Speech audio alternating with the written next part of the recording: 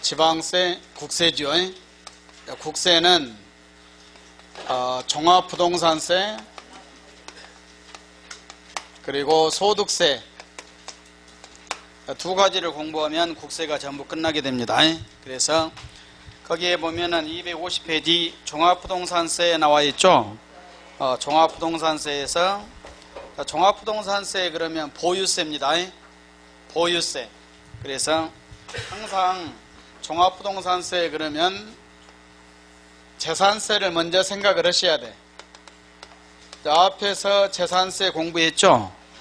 재산세를 공부했고 이어서 종합부동산세가 되게 되는데 먼저 재산세 과세 대상, 재산세 과세 대상이 토지가 있었죠. 토지를 세 가지로 무엇으로 구분을 했습니까? 분리과세, 또 별도합산, 종합합산 그랬죠. 이와 같이 세 가지로 구분을 했고 토지, 항상 토지 그러면 재산세 토지 세 가지로 구분을 하고 그리고 토지 건축물, 그 다음에 주택, 선박, 항공기 그랬죠. 이와 같이 다섯 가지가 재산세 과세 대상이 된다 이 말이에요. 그래서 항상 여기에 종합부동산세를 공부하려면 재산세를 알아야 되고 재산세를 먼저 생각을 하셔야 돼. 재산세 과세 대상을 이와 같이 구분을 했고 종합부동산세는 재산세와 연결해서 종합부동산세 그러죠. 종합부동산세는 재산세 과세 대상 중 토지 분리과세는 제외, 별도합산, 종합합산, 건축물도 제외, 그리고 주택이 해당되고 선박이나 항공기가 해당이 없고 그래서 종합부동산세 과세 대상은 이와 같이 재산세 과세 대상 중에서 세 가지만 해당이 된다 이 말이에요. 알았습니까? 그래서 재산세 과세 대상 중 토지, 별도합산, 종합합산, 건축물 안 됩니다. 그리고 주택이 해당될 수 있다. 이와 같이 세 가지만 해당이 될 수 있다. 세 가지만. 이와 같이 하고 또 이 세 가지 중에서도 별도합산은 전국의 별도합산 토지의 공시가액을 소유자별로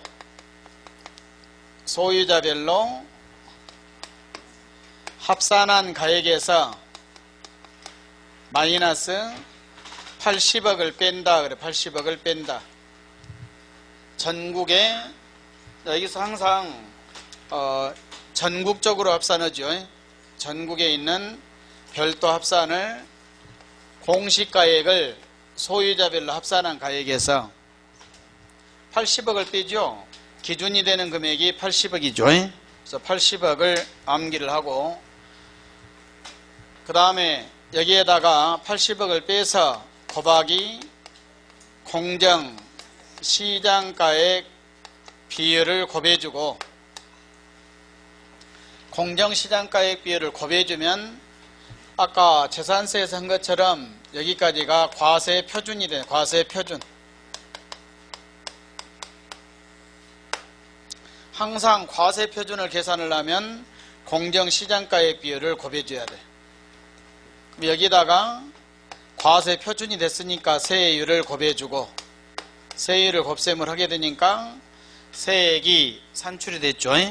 산출이 됐고 그 다음에 마지막으로 여기서 과세 표준 금액에 대한 재산세를 뺀다. 그러면 우리가 납부해야 될 종합부동산세가 계산이 된 겁니다. 종합부동산세. 그리고 종합부동산세는 이와 같이 계산 과정을 안 보고 할 수 있도록 이걸 연습을 하셔야 돼. 그래서 종합부동산세 그러면 먼저 재산세 과세 대상을 생각을 하고 재산세 중에서 이것만 해당이 된다 이 말이에요. 세 가지죠. 토지 중에서 분리과세 제외되고 별도 합산, 종합 합산, 그리고 주택이 해당이 될 수 있다. 그래서 세 가지로 해서 나머지도 종합합산 토지도 마찬가지로 전국의 종합합산 토지를 공시가액을 소유자별로 합산을 해서 5억을 뺀다. 5억. 여기에다가 공정시장가액 비율을 곱해주고 세율을 곱해서 과세 표준금액에 대한 재산세를 빼주면 종합합산 토지에 대한 종합부 계산이 되죠. 두 가지가 똑같은데 뭔만 다르냐 그러면 기준금액만 틀려. 여기가 80억이고 5억이고 그러죠. 80억 5억. 그 다음에 주택도 똑같이 주택끼리 합산해요. 주택끼리 전국의 주택의 공시가액을 소유자별로 합산을 해서 마이너스 6억을 뺀다 이 말이에요. 여기다가 공정시장가액 비율을 곱해서 세율을 곱해주고 마이너스 과세 표준금액에 대한 재산세를 빼주면 종합부동산세가 계산이 되고, 그래서 주택은 6억이죠. 기준이 되는 금액이 주택은 6억이고, 그래서 하되 여기다 추가적으로 주택은 이와 같이 6억으로 계산이 되되 1세대 1주택 주택이 하나인 사람이죠. 그것도 단독 소유로, 단독 소유는 하나의 주택을 한 사람이 가지고 있을 때만 해당이 된다. 그래서 공동 소유면 여기 해당이 안 되고, 우리 집에 주택이 하나인데 한 사람 명의로 가지고 있다. 이럴 때는 마이너스 3억을 빼고 6억을 빼주고, 그러면 3억을 더 공제를 해주죠. 그러니까 1세대 단독 소유가 아니면 6억만 공제를 해주고, 단독 소유 1주택이면 6억 외에 3억을 더 추가로 공제를 해주고, 그래서 우선은 여기까지를 안 보고 오는 걸 연습을 하셔야 돼요. 세 가지를 한꺼번에. 종합부동산세는 전국적으로 합산입니다. 전국적으로. 여러분들이 가지고 있는 지금 부동산이 전국이가 있죠. 전국에 깔려 있다. 전국을 넘어서 세계적으로 있죠. 외국에도 있고, 외국에도 있고, 우리나라에 있고. 이와 같이 했을 때 종합부동산세는 국내 문제예요. 국내.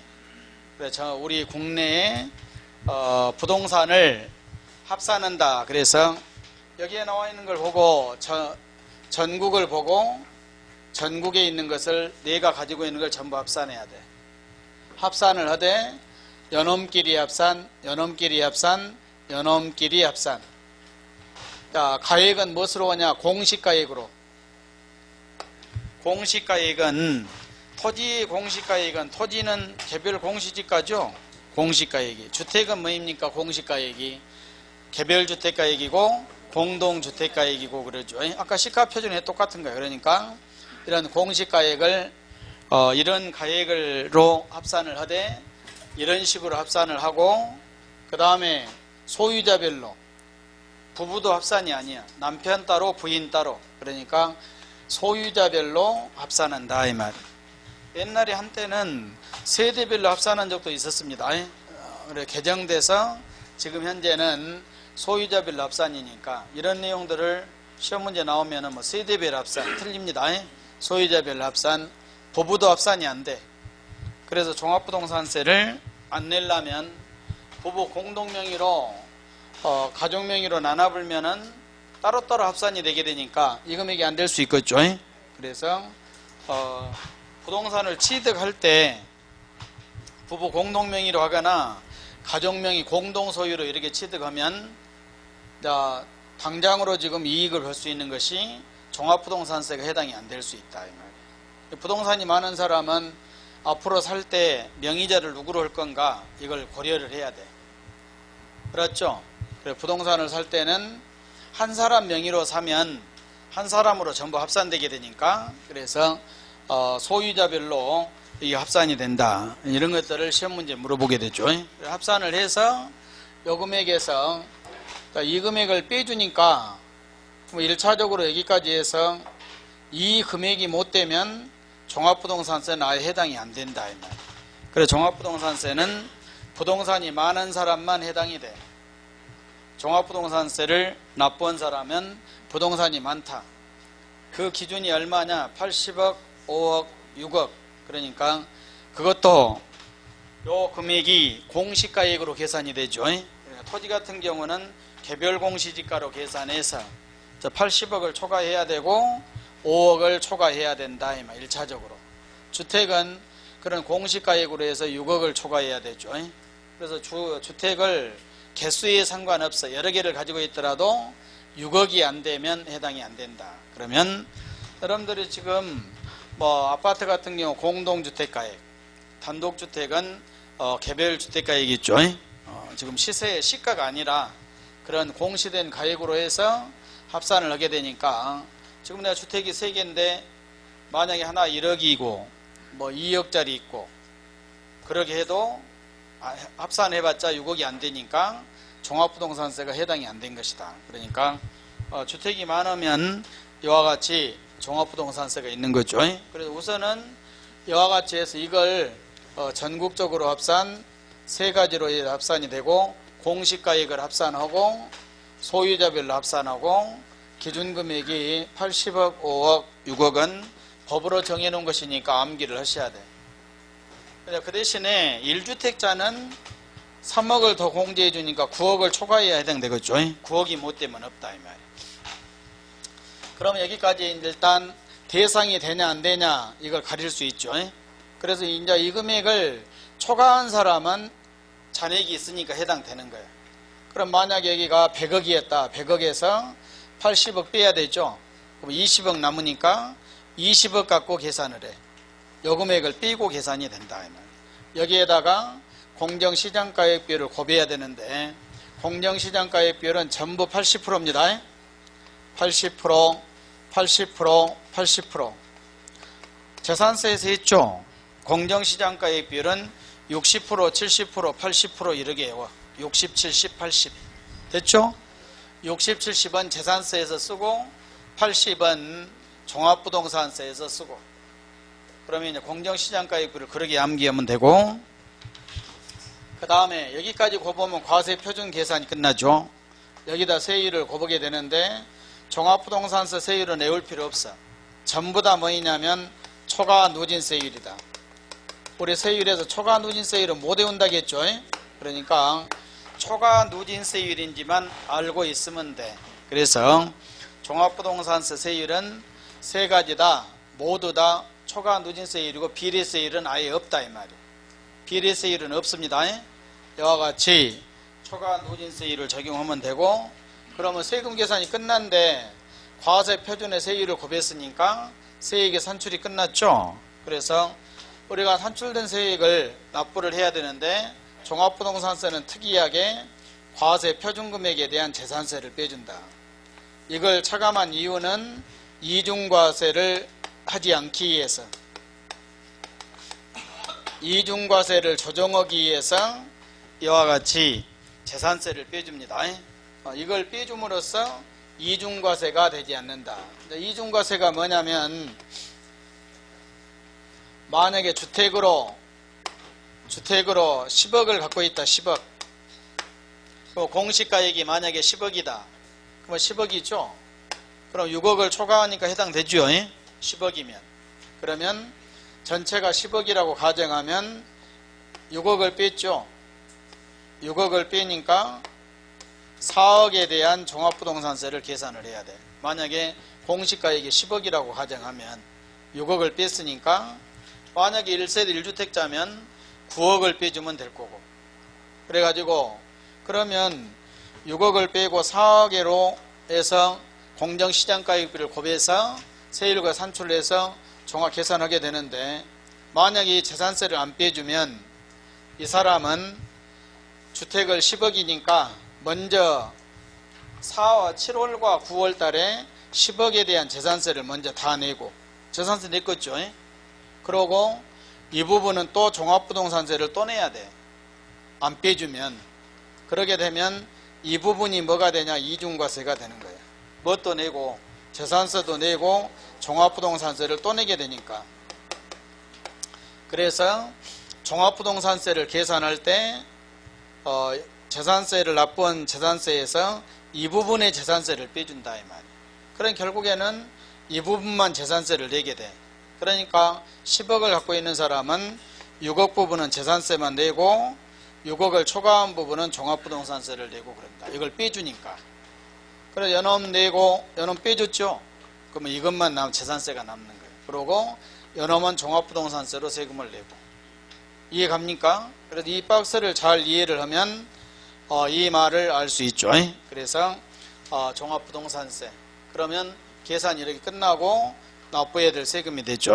마지막으로 하나를 추가하면 1세대 1주택자는 3억을 더 추가로 공제를 해주고 그 대신에 세액공제도 해줘. 세액공제. 1주택자는 세액공제 계산된 세금에서 공제를 해준다. 세액공제가 첫 번째로 고령자 나이가 많다 그러죠. 그리고 장기 보유 오랫동안 보유를 했다. 고령자 나이가 많다 그러면 어떤 사람이 나이가 많다? 세법에서는 나이가 많은 기준이 60세입니다. 60세 이상, 65세 이상, 70세 이상. 그래서 여기가 5살 간격이 60세, 65, 70. 그래갖고 10%, 20%, 30%. 그 다음에 장기 보유도 5년 간격으로 5년. 여기도 5년 간격이었죠. 여기도 5년. 5년 이상, 10년 이상. 5년 이상인 사람은 20%, 10년 이상인 사람은 40%를 세액공제로 해준다. 세액공제는 나이가 많은 사람, 장기 보유, 중복 적용이 가능합니다. 중복에서 가능하다. 두 가지 다 해당되면 두 가지를 다 공제를 해주겠다. 그래서 여기까지를 종합부동산세를 저기서 여기까지를 안 보고 할 수 있으면 종합부동산세에서 한 80%는 끝난 거예요. 시험 문제는 한 문제 정도 나옵니다. 그러니까 칠판에 나와 있는 이걸 자꾸 연습을 하셔야 돼. 전국적으로 합산하고 세 가지만 해당이 되고 공시가액을 합산하고 소유자별로 합산이 되고 80억, 5억, 6억 그리고 공정시장가액 비율 80%를 곱해주고 그 다음에 곱해준 금액에다가 세율을 곱해 세액을 산출하고 마지막에 재산세를 빼준다. 무슨 재산세냐면 과세 표준금액에 대한 재산세를 빼준다. 1세대 1주택자 3억을 추가로 공제를 더 해주고 세액공제도 이와 같이 해서 해주죠. 그러면 종합부동산 계산 과정에서 보통 시험 문제는 여기서 시험 문제가 나와. 한 문제 정도 나온다겠죠. 그래서 이걸만 알면 되고, 자, 추가적으로 시험 문제가 될 수 있는 것이 교재에 보게 되면은 251페이지 용어정의 나와 있죠. 용어 정리.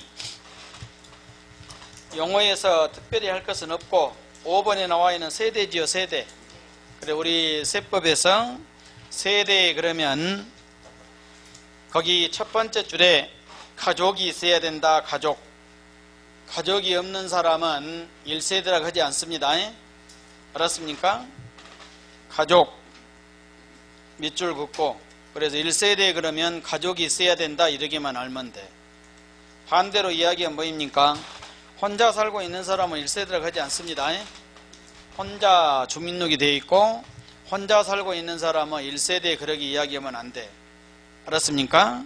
그래서 여기까지만 보니까 그러죠. 1세대 그리고 2번에 가족 그 다음에 3번에 보면 다음 하나에 해당하는 경우에는 배우자가 없는 때에도 1세대로 본다 그랬죠.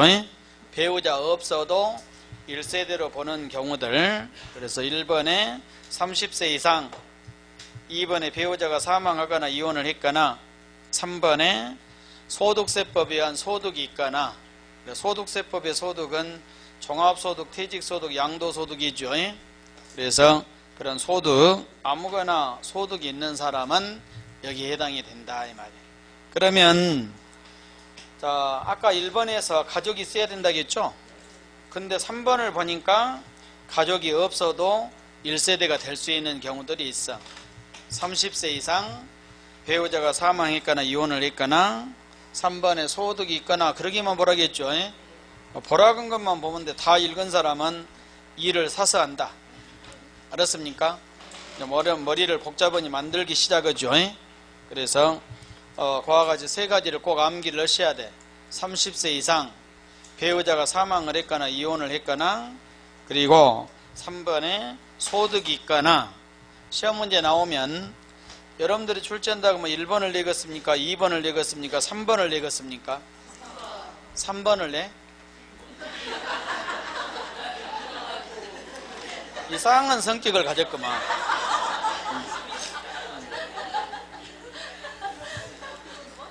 3번 그래갖고 옆 사람이 3번 크기는 가지 따라서 한 사람은 빼고, 자신있게 3번으로 한 사람은 지금 공부를 그러기 하면 빨리 방법을 바꿔야 된다. 알았습니까? 공인중개사 시험은 그러게 나오지 않아. 그러고 공인중개사 시험을 출제한 사람은 절대 출제자는 나중에 가서, 첫째는 뭐냐면 출제한 사람은 돈 받고 출제합니다. 알았습니까? 한 문제에 5만원씩 받아. 한 문제씩 5만원씩 받는데 돈 받고 출제를 해. 돈 주니까 출제해 준 거야. 뭐 명예를 얻기 위해서 출제한 것 아니고, 어디 가서 나 공인중개사 출제위원이다 그러면 알아주지 않아. 알았습니까? 우리나 공인중개사 공부한 사람은 알아주지만 저기 밖에 가서 나 공인중개사 출제위원이다 그러면 알아주지 않아. 알았죠? 사법고시 출제위원이다 그러면 좀 알아주지만, 그래서 어디 가서 이야기할 만한 것도 안 되고 그러니까, 그러고 돈 주니까 출제하고 이러게 하는데, 출제할 때는 첫째는 문제는 뭐 있냐면 뭐 한다고 해갖고 큰 돈이 들어온 것 아니야. 알았습니까? 용돈 정도 이렇게 벌어 쓸 수 있는데, 출제를 의뢰를 하면 출제를 해주고 그러게 하는데, 그래서 문제를 막 연구해 갖고 내지 않아. 알았습니까? 돈이 적으니까. 뭐 한 문제. 그리고 이제 수능 출제위원 같으면 어쩝니까? 좀 알아준 사람이 많죠.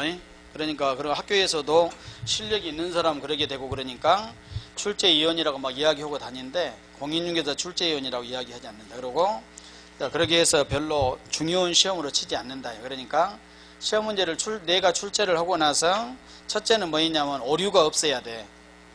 그러고 누가 보더라도 시험 문제가 그러게 그냥 잘은 안 됐더라도 문제가 있거나 그렇게 되지 않는 문제가 돼야 돼. 그러니까 뭔 말이냐면 지문이 문제가 될 수 있는 지문들은 안 내.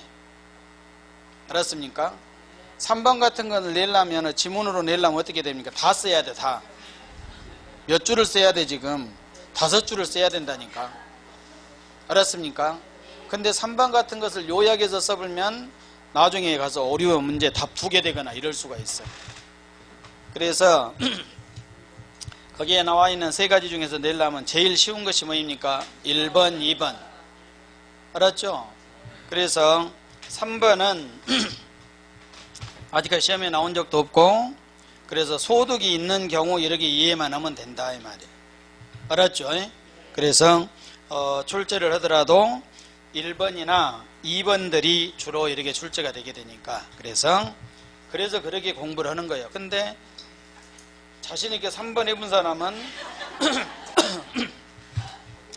집에서 지금 3번을 다 외우고 있는 사람이나 같다 이 말이에요. 1번, 2번은 소홀히 하고, 그래서 거기에 나와 있는, 그래서 제가 한 얘기를 잘 듣고 1번, 2번 잘 알고 3번은 그냥 소득이 있는 경우 그러기만 하시라 이 말이야.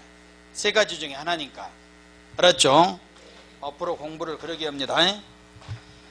그래서 됐고, 그 다음에 4번에 보면 혼인을 한 경우, 혼인한 경우는 혼인한 날부터 5년 동안은 각각 1세대로 봐준다 이 말이에요. 1세대로.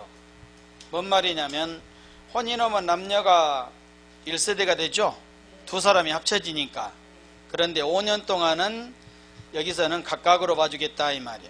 그럼 예를 들어 남편 주택 하나, 부인 주택 하나면 결혼하고 나서 5년 동안은 1세대 2주택이 아니라 각각 1세대 1주택자로 이렇게 봐준다 이 말이야. 이해가지요? 그럴 때 쓰려고 나온 것이 4번이에요. 그러니까 뭔 말인지를 잘 모르겠으면 그걸 어디에 쓰인가 그래서 이해를 하면 내용을 파악할 수 있는 거예요. 혼인의 경우는 5년 동안은 각각 1세대 1주택으로 봐주겠다. 그 다음에 5번도 60세 이상 직계존속 동거 봉양을 위해서 세대를 합가한 경우 거기는 뭐입니까? 직계존속을 세대를 합쳤다겠죠? 동거 봉양이니까 모시기 위해서 합쳤다 이 말이에요. 나이가 많아야 되죠. 그래서 60세 이상이면 나이가 많다. 60세가 뭐 때문에 해당 안 돼. 60세 이상인 사람을 직계존속을 합쳐서 1세대 2주택이 되었다. 그것도 똑같이 5년 동안은 각각 1세대 1주택으로 봐주겠다 이 말이에요. 됐죠? 5년 동안은 각각으로 봐준다. 그러니까 자기와 부모님이 합친 경우는 5년 동안은 각각으로 봐주니까 만약에 자기 주택이 하나고 부모님이 하나면 세대를 합쳐도 1세대 1주택자로 이렇게 봐준다. 이런 이야기입니다. 그리고 6번에 공시가격은 암기됐죠? 토지는 뭐입니까? 개별 공시지가고 주택은 개별 주택가액이고 공동주택가액입니다. 그래서 거기까지 정리하고 253페이지 과세 대상물 나와 있죠? 다 끝난 거예요. 과세 대상 여기 다시 보시고 재산세 과세 대상 중 3가지만 해당되죠. 반대로 이야기하면 이건 해당이 안 된다 이 말이에요. 그러니까 부동산 중에서 분리과세 토지 그리고 건축물은 종합부동산세 과세 대상은 아니다. 그러니까 분리과세 토지나 또는 건축물은 아무리 많이 가지고 있어도 종합부동산세 해당이 없죠. 이게 시험 문제 아주 잘 나와. 다음 중 종합부동산세 과세 대상인 것을 찾아라. 과세 대상이 아닌 걸 찾아라. 그러게 되려고 하면 세부적으로 보면 전번 시간에 했던 토지, 분리과세 대상 토지 알죠? 분리과세, 저율, 고율 이런 것들은 종합부동산세가 해당이 안 된다 이 말이야. 분리과세 토지를 알아야 안 된 걸 알 수 있어. 그리고 별도합산 토지, 그 다음에 종합합산 토지. 종합합산은 분리과세나 별도합산이 아니면 나머지가 종합이죠. 그래, 나머지가 종합. 그래서 재산세 과세 대상을 알아야 종합부동산세 과세 대상까지 구분할 수 있다. 그래서 재산세에서 열심히 구분을 하고 종합부동산세에서는 저기 나와 있는 것만 잘 연습을 하시면 돼. 그래서 과세 대상. 그 다음에 253페이지 아래 2번에 합산 배제주택이라고 나와 있죠. 배제는 제입니다. 이런 주택은 합산하지 않는다. 내가 가지고 있는 주택에서 이런 주택은 합산을 하지 않겠다. 1번 임대주택법에 의한 임대주택입니다. 임대주택법에 의한 임대주택은 합산하지 않는다. 내가 주택이 10개인데 만약에 8개를 임대사업용으로 등록을 했다. 그건 합산 안 한다 이 말이야. 그럼 나머지 2개만 더해서 계산해야 돼. 그래서 1번 잘 봐둡니다. 임대주택법에 의한 임대주택으로 등록된 주택은 합산을 하지 않는다. 2번 종업원의 기숙사, 사원용 주택 또는 미분양 주택, 가정 어린이집으로 사용하는 주택 이건 합산하지 않는다. 그래서 주택에서 제외된 것들 시험 문제 나올 수 있으니까 그걸 잘 봐두셔야 돼. 1번 임대사업자, 임대주택입니다. 두 번째 종업원의 기숙사 또는 사원용 주택, 주택건설사업자 미분양주택이 있죠. 그래서 아파트 건설회사 미분양주택은 합산하지 않는다. 어린이집으로 사용하는 주택 이런 것들은 합산이 안 됩니다. 그 다음에 뒤로 넘겨서 254페이지 납세 의무자 다 끝났고, 여기 보시면 종합부동산세 납세 의무자는 이걸로 과세 대상도 끝나고 납세 의무자도 끝나고 다 끝나. 과세 표준도 끝나고. 다음은 이제 추가적으로 주택에서 제외된 것들 추가적으로 이것 정도만 하고, 납세 의무자는 80억을 초과한 자, 5억을 초과한 자, 6억을 초과한 자가 납세 의무자가 된다 이 말이에요. 별도합사는 80억을 초과한 자, 종합합사는 5억을 초과한 자, 주택은 6억을 초과한 자. 그래. 알았죠? 그래서 할 것 없고 교재할 것 없고, 그 다음에 255페이지 과세 표준 나와 있죠? 과세 표준도 교재 볼 것 없어. 어디까지가 과세 표준입니까? 여기까지가 과세 표준, 여기까지가. 알았죠? 그러니까 합산해서 80억 빼고 공정시장가액비율 곱해주고, 5억 빼고 공정시장가액비율 곱해주고, 6억 빼고 공정시장가액비율 곱해주고, 과세 표준이 얼마냐 이렇게 물어볼 수 있습니다. 그러면 별도합사는 빨리 80억 빼서 80% 곱해주고, 종합합사는 5억 빼갖고 80% 곱해주고, 주택은 6억을 빼고 80% 곱해주면 그것이 과세 표준이 되게 된다. 1세대 1주택자는 3억 빼고 6억을 더 빼주고. 알았죠? 그래서 넘기고,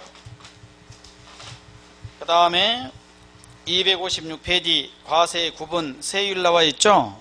세율은 먼저 저기 주택에 대한 세율 257페이지 5단계 초과 누진세율이야.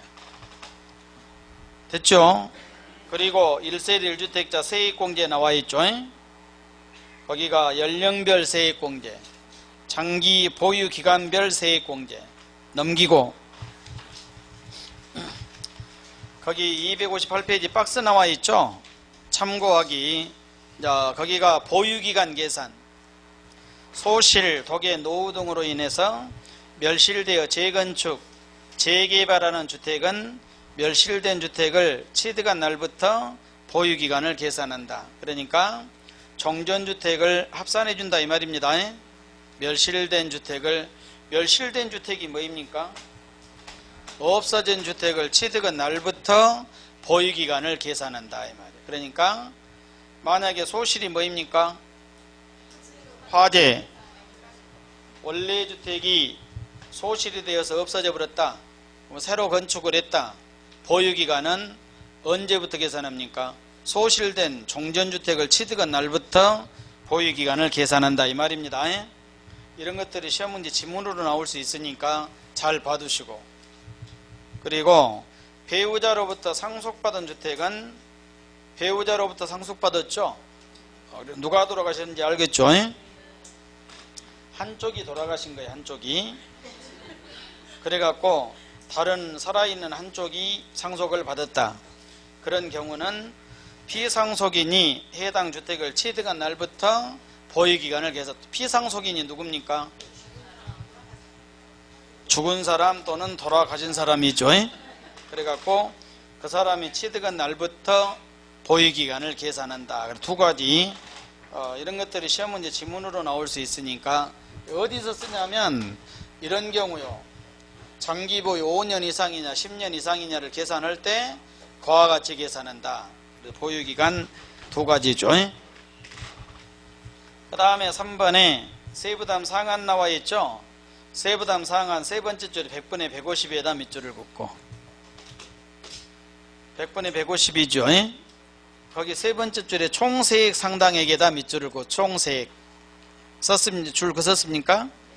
거기서 총세액이 뭐이냐 그러면 보유세 합계예요. 보유세 합계. 여기 보면 자, 상한은 전부 다 100분의 150, 100분의 150, 100분의 150, 100분의 150. 상한이 100분의 150이죠. 그런데 총세액이다. 총세액은 재산세 플러스 종합부동산세를 합산한 것으로 계산한다 이 말이에요.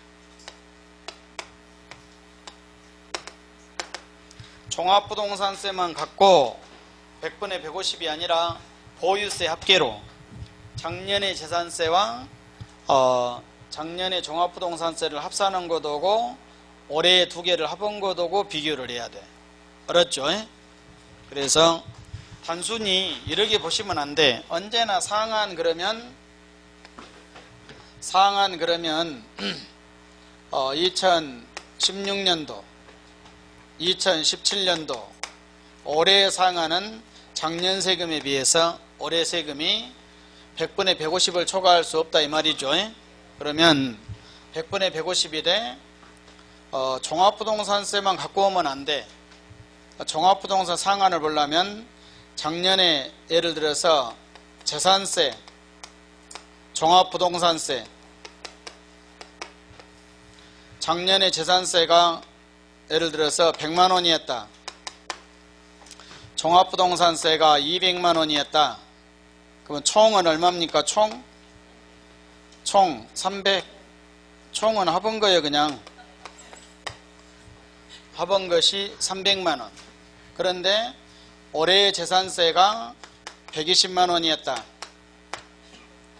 종합부동산세가 만약에 400만 원이었다.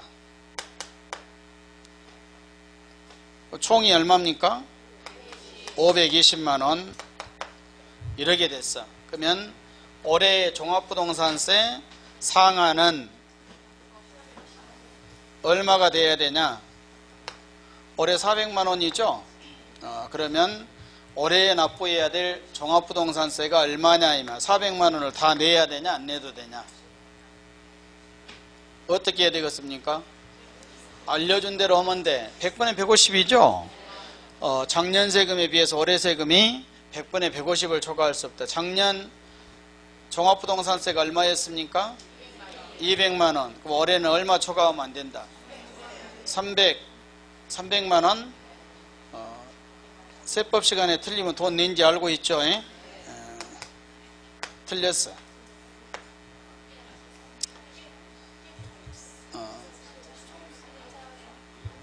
작년에 얼마였습니까? 300만 원이죠? 올해는 얼마 초과할 수 없다? 450만 원을 초과할 수 없다 이 말이에요. 그러니까 총세액으로 해라고 방금 밑줄 긋고 했는데 뭘라고 볼펜으로 밑줄을 끄서갖고 알도 모르면서 총으로 해라고 요놈으로 하지 말고 총 300에서 100분의 150이니까 요놈의 100분의 100을 1.5배 450만 원 초과할 수 없죠. 520만 원이지만 450만 원만 징수를 해야 된다. 두 개 합한 것은 얼마를 초과할 수 없다? 450만 원을 초과할 수 없다. 그러면 요놈이 120만 원이니까 그러면 450만 원이 안 돼야 되니까 요놈에서는 빼주면 되겠죠? 얼마? 330만 원. 그래서 올해 납부해야 될 종합부동산세는 330만 원이 된다 이 말이에요. 알았죠? 그러면 400만 원이지만 얼마만 징수를 하겠다? 330만 원만 징수를 하겠다.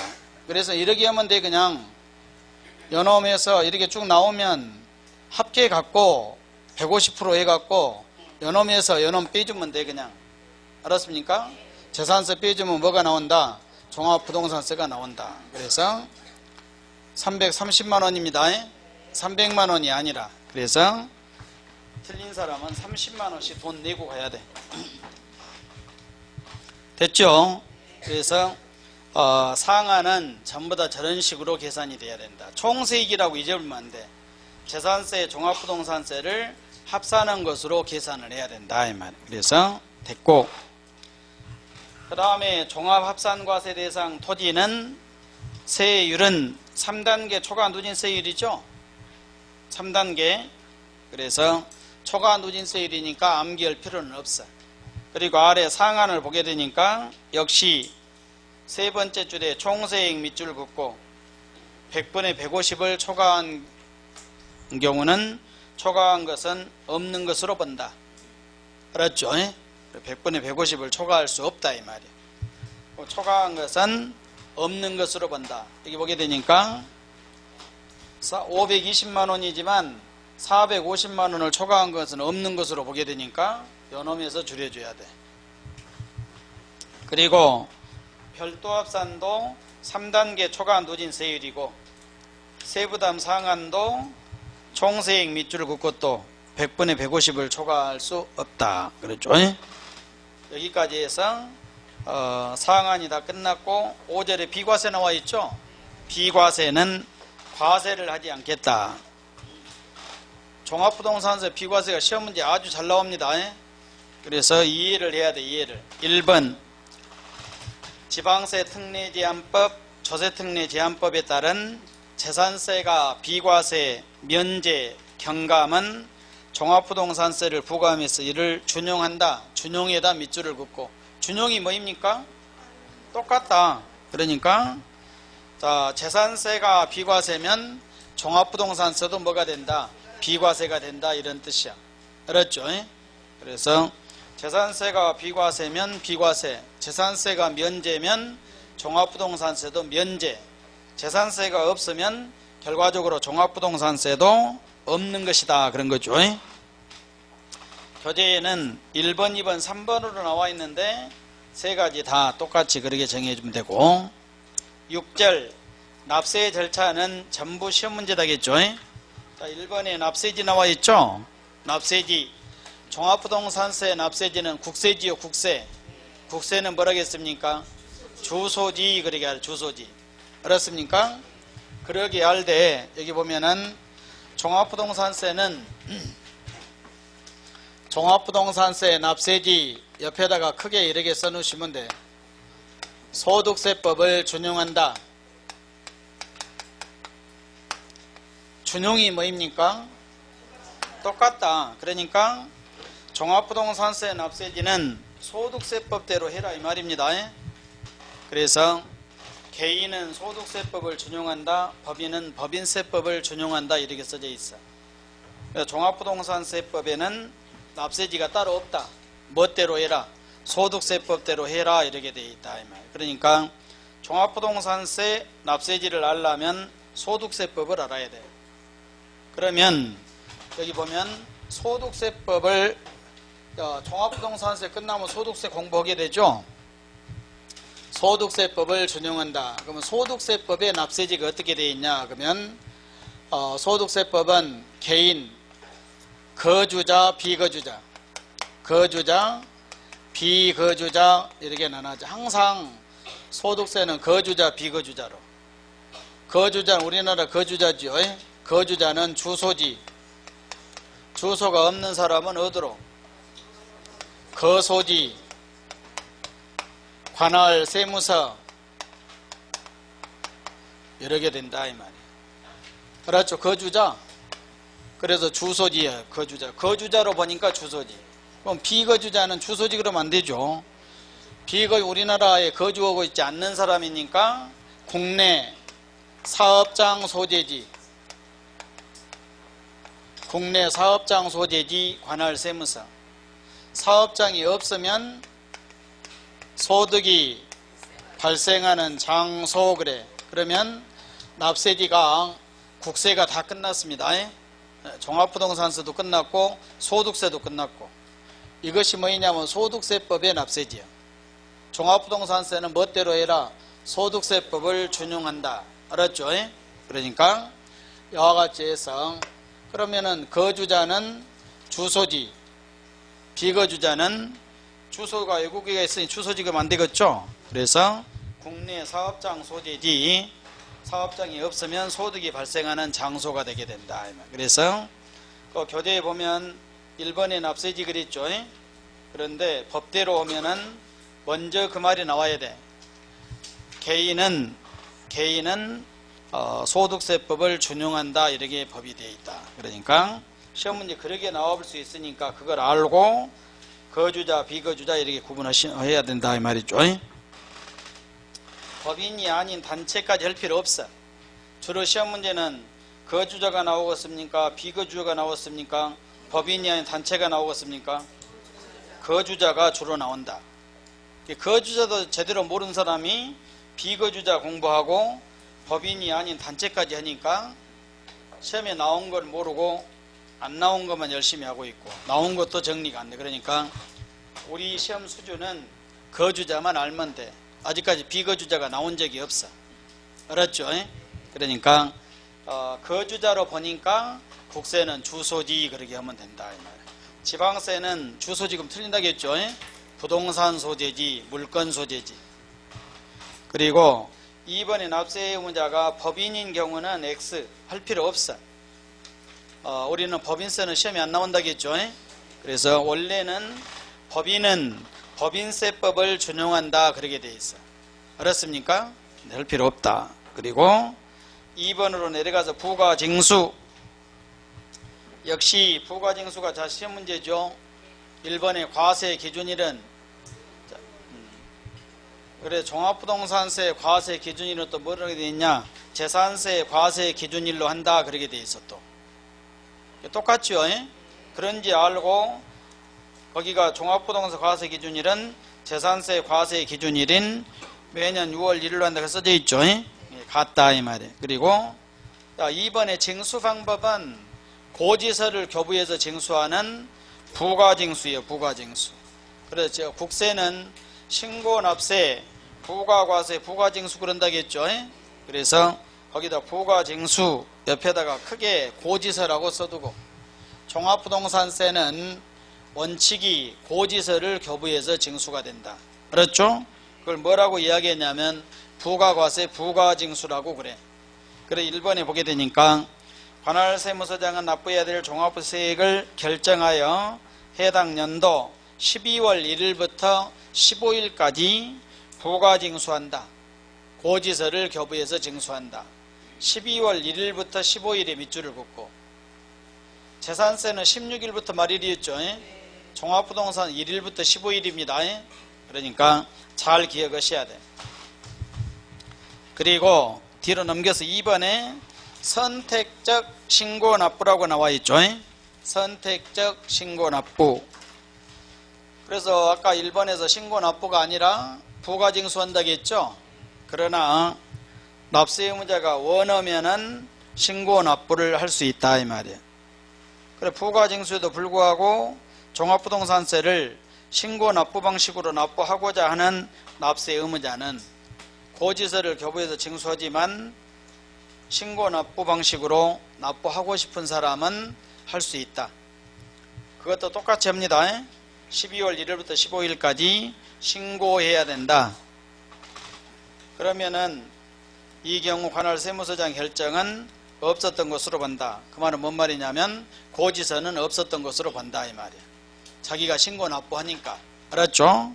그래서 거기까지 하고, 신고 납부해도 아무 혜택도 없죠. 고지서 바꿔내도 되고 내나 신고 납부하나 똑같아. 알았습니까? 그래서 괜히 일 사갖고 신고 납부하고 그럴 필요는 없다 이 말이야. 혜택도 없으니까. 세금이 줄어들고 그런 것도 없죠. 그 다음에 3번의 결정, 경정, 재경정은 X. 4번에 분할납부, 물납 나와 있죠. 아까 재산세에서 분할납부, 물납 배웠죠. 그러면 먼저 지방세 중에서는 재산세만 있어. 국세에서는 종합부동산세가 분할납부가 있다. 물납은 없습니다. 물납은 할 수가 없다. 먼저 그것부터 해야 돼. 물납은 뭔만 할 수 있다? 재산세만 할 수 있다 이 말이에요. 분할납부는 다 할 수 있어. 재산세도 할 수 있고 종합부동산세도 할 수 있고 양도소득세도 할 수 있고. 분할납부에서 1번의 분할납부 기간, 먼저 500만 원을 초과한 자, 500만 원을 초과 안 하면 할 수 없다. 재산세가 똑같죠? 그리고 2개월 이내에 밑줄 긋고. 아까 종합부동산 재산세는 언제까지 했습니까? 45일로 종합부동산 2개월 냅니다. 2번의 분할납부 금액도 재산세하고 똑같아. 500만 원 초과니까. 1번이 뭐입니까? 1000만 원 이하, 2번이 1000만 원 초과. 1번 1000만 원 이하인 경우는 500만 원을 초과한 금액 그랬죠? 2번은 50% 이하 그랬죠? 똑같다. 그 의미가 뭐인지 알죠? 그 다음에 2번에 물납은 할 수 없다. 부가세 그러면 종합부동산세 부가세는 농어촌특별세 하나뿐이 없죠. 예? 그래서 아까 농어촌특별세에 종합부동산세 납부세액의 몇 프로? 20%를 농어촌특별세로 납부를 해야 된다. 이 말. 지방교육세는 해당 없죠. 그래서 그런 내용이 나와 있고 여기까지 하게 되니까 한 문제 종합부동산세가 전부 끝나죠. 뒤로 쭉 넘어가니까 273페이지 소득세 나와 있죠. 소득세가 우리 교재 마지막 단원입니다. 소득세가 끝나면 교재가 전부 끝나게 된다. 그래서 끝날 시간이 얼마 안 남아 있죠. 소득세. 그래서 소득세가 교재 마지막. 좀 쉬었다가 소득세를 하겠습니다.